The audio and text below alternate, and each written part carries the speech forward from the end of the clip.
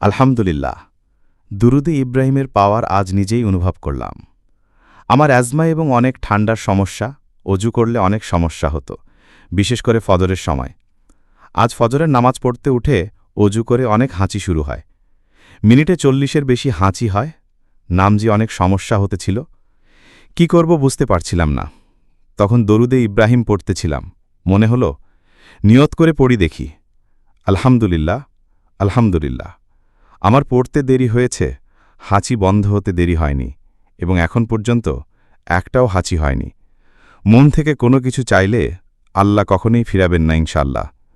আল্লাহর কাছে হাজারো শুকরিয়া। আল্লাহ যেন আমাকেও সহ সকলকে সুস্থতা দান করেন। আমিন। আপনি চাইলে আমাদের চ্যানেলে আপনার দোয়া কবুলের গল্প বলতে পারেন।